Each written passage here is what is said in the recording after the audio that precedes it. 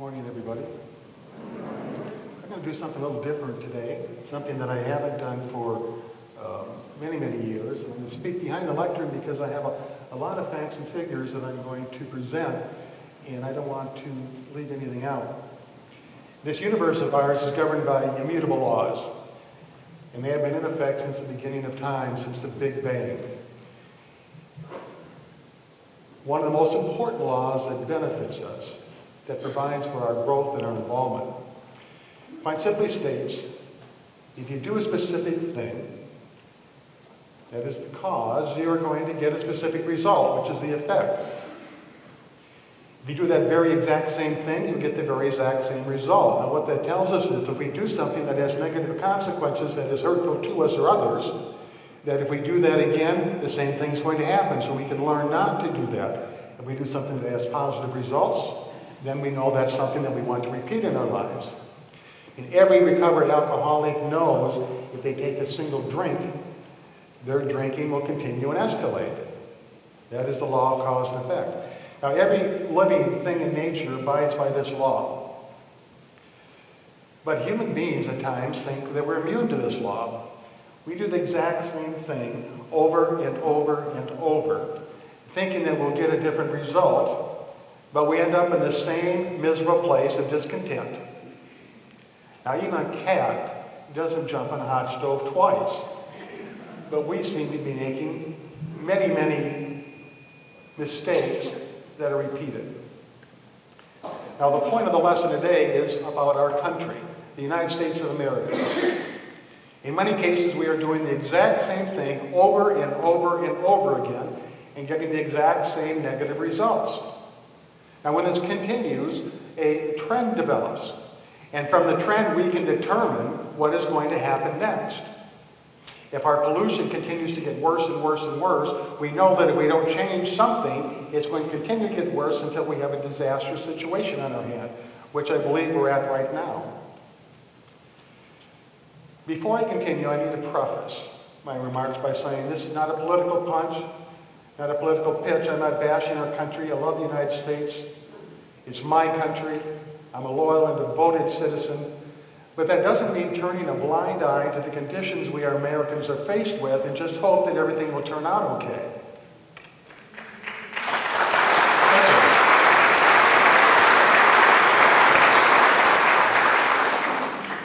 Just as we monitor the actions and progress of our children and guide them toward a healthy, wholesome lifestyle, it's important also that we pay attention and insist upon changes to the unhealthy and destructive trends that children might do. It is time for Americans to review our country's report card and make changes to those actions that have put us on a perilous path to the future. Now, the best way to do this is by comparing ourselves to other countries, comparable countries around the world. Other countries that have succeeded in solving the problems that we're now facing. Per capita, our country, America, has more auto thefts than any other country in the world. We have more illegal drug use than any other country in the world. We have more people incarcerated than any other country in the world. We have more rapes than any other country in the world. We have more murders than any other country in the world. So the question before us is why? And what is the problem? Why can other countries solve these problems and we can't? Let's take a close look at what I believe are the three biggest challenges we face. And they affect everybody living in this country. One is a skyrocketing trend of homicides and shootings. Our rate of murder and manslaughter by firearm is the highest in all developed countries. It is 4 times higher than comparable countries. Americans are 25 times more likely to be shot and killed than people living in other countries. Now that is a serious and startling statistic.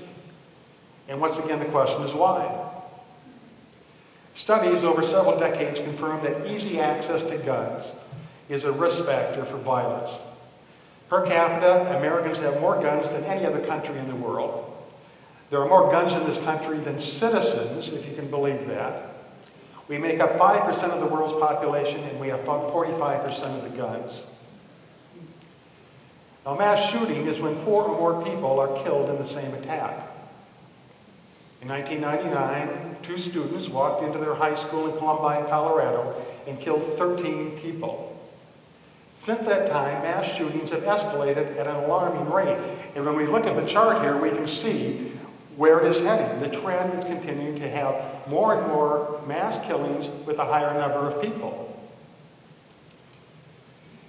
Some say the solution is tighter gun controls. Weak gun laws allow illegal guns to proliferate. And the states with more guns have more homicides. That is the statistic. Others say eliminate the sale of assault rifles or bump stocks and have mandatory universal background checks and waiting periods. All good ideas, and all can have a positive effect on slowing down the trend. But none of these are the solution to stopping it. And I'll get to that in a moment. Another challenge I place in the top 3 is healthcare. Once again, per capita basis, our country, America, spends much more on healthcare than comparable countries. In many cases, it is double, as you can see here. We're the one in the red if you can't read the countries underneath. Yet Americans have a shorter life expectancy, the highest infant mortality rate, greater adverse health conditions than comparable countries. On average, we, Americans, are in poorer health than the immigrants coming into this country. Once again, why? What's the problem? One of the problems is because our healthcare costs are so much higher than other comparable countries, there's a constant resistance to expanding healthcare services. We have to cut on the services that we have. When we look at our country's discretionary spending, 6% is spent on Medicare and healthcare, 6%. That's $66 billion. Yet 54% is spent on military, $598 billion. Now, I think defense is important. I think military spending is good. But I don't believe that the ratio of healthcare to military, you can see the military in the right in the dark blue, and healthcare is one of the little slivers at the bottom on the left. I don't think that ratio is being fairly distributed. So what's the problem?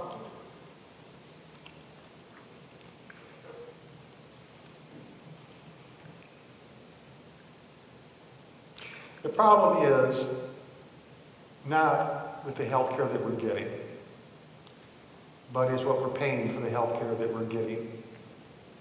Our health care costs are much, much more than other comparable countries, yet our health care service is much, much less. We are putting our health care on the sideline while profitability takes front and foremost our priority. Now, other countries don't have this. Some have gone to a national health care system, such as Medicare for All, which is very popular right now. And of the 25 healthiest countries, they all have health care service from the government.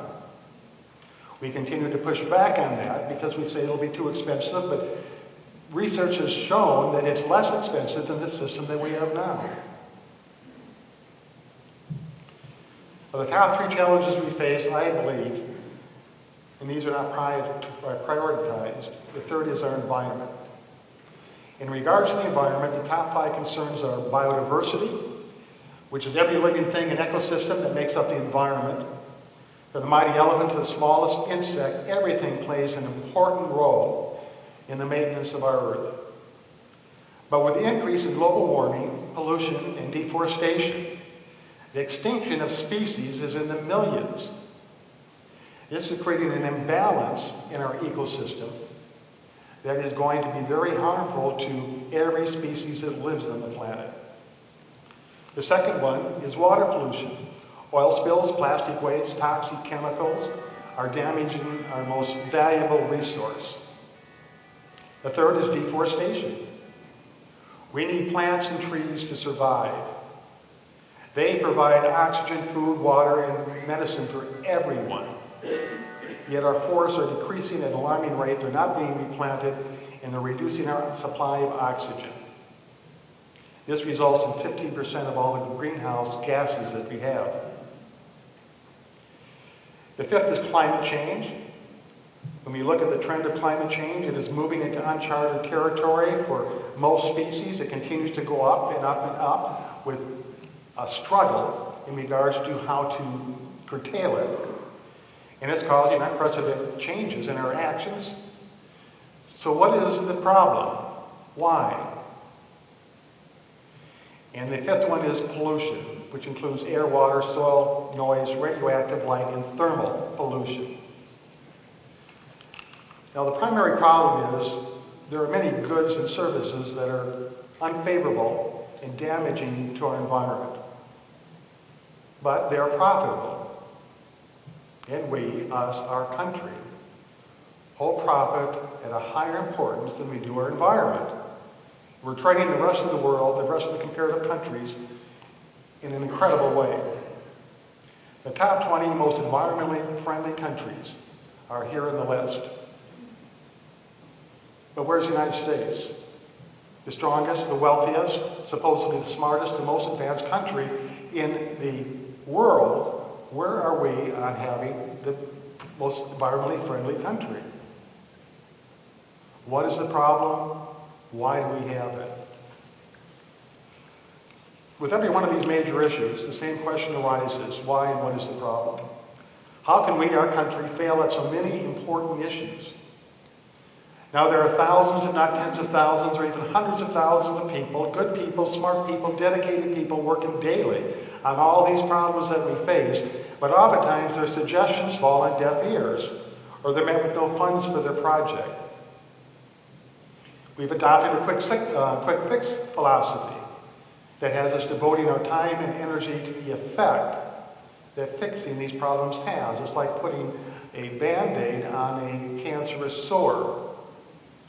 We're only looking at the surface of the cause and not at the cause behind the cause.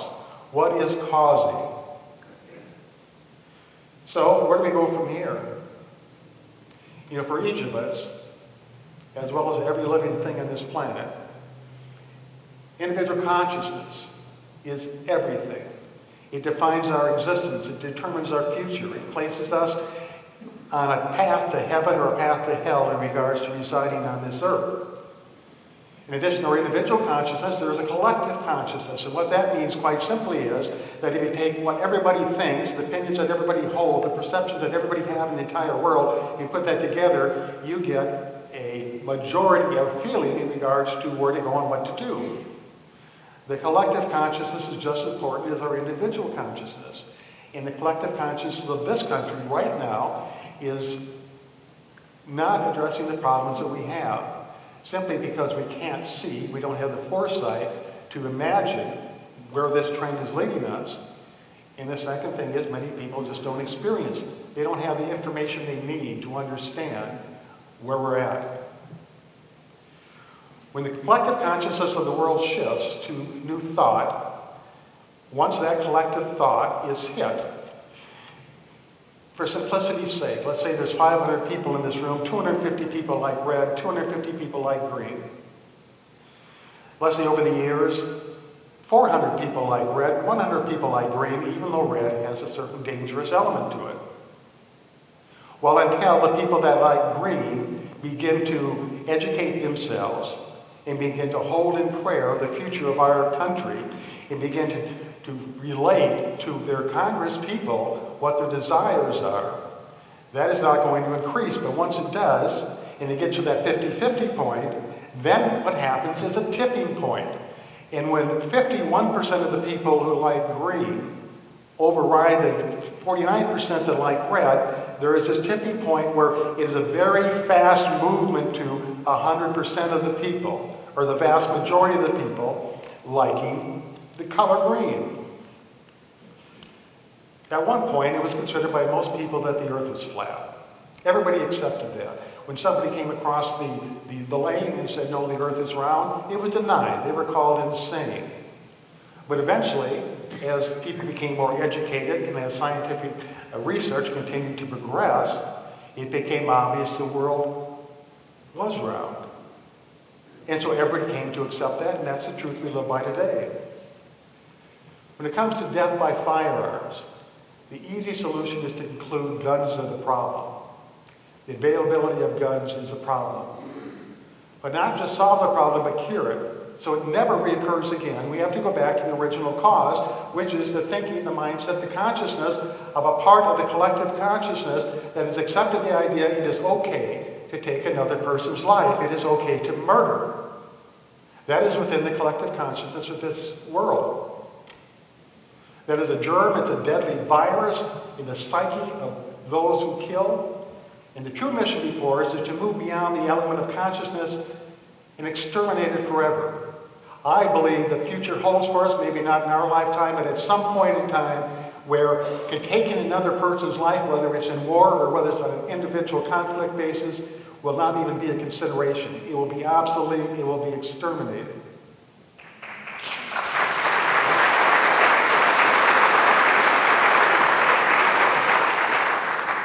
When it comes to healthcare, throughout human history, we have continually progressed forward to cure diseases and develop immunities, yet at this time in our history, the wellness of our population is not a priority.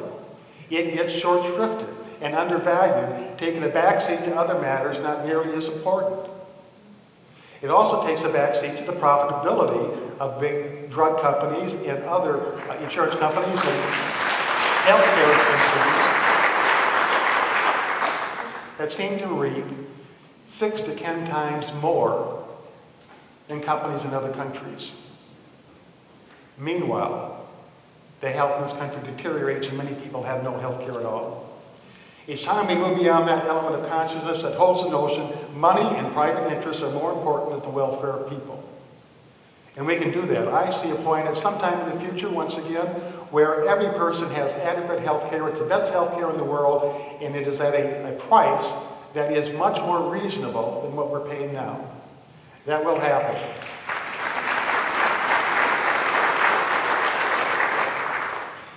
Now, this is not a socialistic viewpoint. It's not a political viewpoint. It's a humanitarian viewpoint. The value of the environment within the collective consciousness is miserably low, and it's seeped in ignorance. How can we not realize that our existence depends on the environment when we are facing upward trends in the deterioration of a wholesome, healthy livability on this planet? It doesn't take a scientific genius to realize that we are moving toward worse living conditions on Earth and doomed for the future generations. Hold a vision of something in the future where no person would ever do a single thing that would be harmful, detrimental, or injurious to the earth. That thought is exterminated from our collective consciousness and our individual consciousness.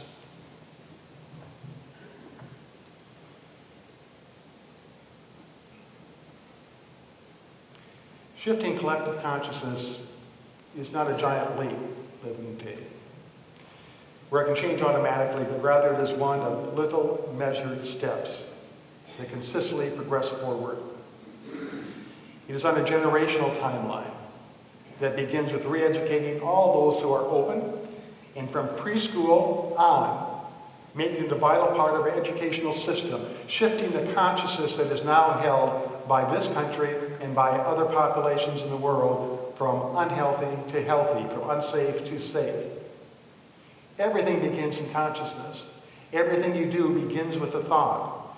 Every time there is a mass killing, every time somebody litters or there's an oil spill, it begins with a thought in mind to do something that has that chance. Consciousness is what has to be changed, and each and every one of us can do that individually, and we can begin to affect the collective consciousness by writing our congresspeople, by getting involved with other organizations that are pro-environmental, that are interested in lowering the killings by firearms and by increasing health care so we're much healthier. Some of you may be thinking this is a pie-in-the-sky idea, that it's an overdose on false hope, that it can never happen.